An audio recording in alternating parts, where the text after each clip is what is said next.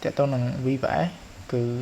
នេះ website ហ្នឹងគឺសម្រាប់ទិញ VPS យើងគ្រាន់តែចូលមក register ទៅអានេះតម្លៃវា$2.95ក្នុងមួយខែថា$3ចុះអាហ្នឹងក្នុងករណីយើងទិញមួយឆ្នាំមិនបានតម្លៃនេះតែបើសិនយើងទិញតែមួយខែទៅតម្លៃវាដូចជា3រៀលចឹង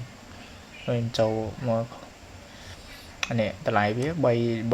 វាស្មើនឹង$4យើងថា$4ចុះក្នុងមួយខែទៅបើសិនជាយើងទិញមួយឆ្នាំវាអាច$3ក្នុងមួយខែបើយើងទិញមួយឆ្នាំបណ្ដោយទៅយើងបាន RAM 1G ហើយ SD នៅក្នុងហ្នឹងវាបាន50G អានេះបាន 40G អា second SE ហ្នឹងសម្រាប់ដែលយើងទុកទិន្នន័យហ្នឹងអាហ្នឹងដូចយើងបើយើងនិយាយដូចត្រាយវាត្រាយ D នៅបាន80 relevant CPU 1000 MHz ហើយយើងអាច share VPS យកមកប្រើនៅក្រៅបើសិនក្នុងករណីដែលយើងទិញយើងយកមក share VPS ទិញអាតូចទៅវាល្អយើងបានប្រើនៅក្នុងហ្នឹងណាទិញរបៀបទិញយើងចូលមក order វាមកទៅខ្ញុំទិញអានេះប្រើនេះខ្ញុំទិញអានេះឯងដោយសារតែខ្ញុំយកមក share internet ខ្ញុំខ្ជិលទិញអាផ្សេងអញ្ចឹងប៉ុន្តែតម្លៃយើងទិញដំបូងរៀងថ្លៃ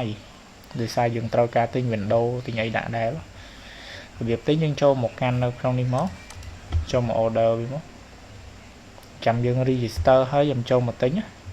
នេះក្នុងតម្លៃក្នុងមួយខែនេះតម្លៃ3ខែតម្លៃ6ខែនេះតម្លៃយើងទិញមួយឆ្នាំវា discount ហ្មងជាទូទៅខ្ញុំតេស្តមួយខែសិនខ្ញុំចង់ដឹង IP វាមិនអីមិនតែល្អប្រើអត់អីទេ IP វាដូចជាយើងទិញអាមេរិកបានអាមេរិកវាអត់លោតទៅចិនអត់អីទេបើក្នុងករណីដែលយើងទិញមួយខែទៅយើងកុំទិញមួយឆ្នាំយើងស្រួលរយវ៉ាន់ទៅ VPS ផ្សេងទៀតអានេះក្នុងករណីដែលខ្ញុំ recommend នេះក្នុងករណីដែលយើងទិញដើម្បីយកមក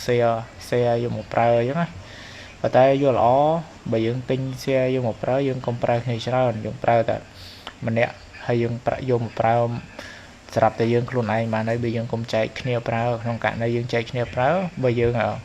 ប្រើ data អស់ច្រើនវាអាចធ្វើឲ្យក្រុមហ៊ុននឹងវា block VPS របស់យើងអញ្ចឹងណាបង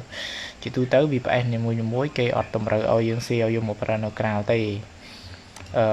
ហើយយើងរើសទីតាំងមកវាមានអាស៊ីវាមានតែសិង្ហបុរីនិងហុងកុងទេ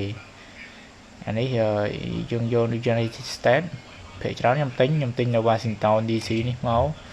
បន្ទាប់មកយើងរើសវាមក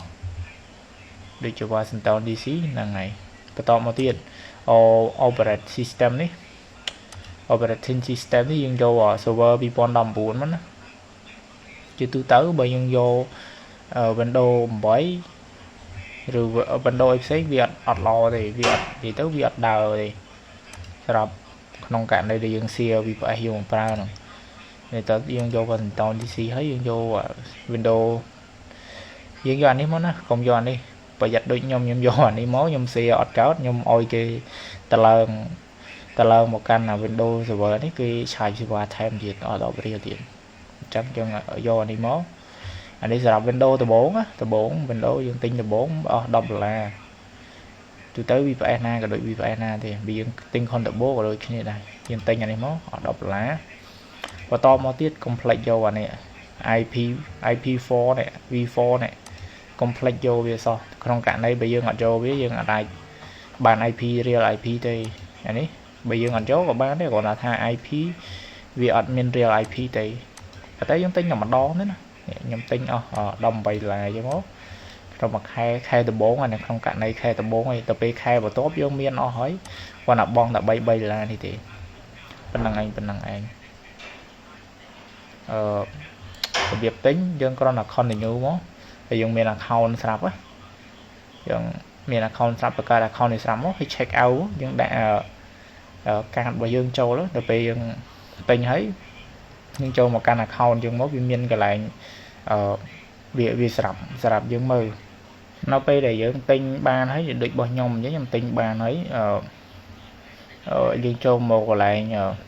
server មកហើយ my service ហើយយើងចូលមក my service មកយើងឃើញហើយអ្នកដែលយើងទិញឃើញអានេះតម្លៃដែលយើងទិញក្នុងមួយខែ អញ្ចឹងយើង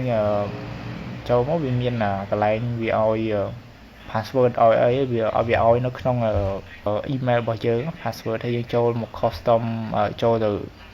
config VPS ដើម្បីយកមកប្រើនៅក្រៅទៅបានហើយអាហ្នឹងគ្រាន់តែខ្ញុំប្រាប់តែរបៀបទិញឯង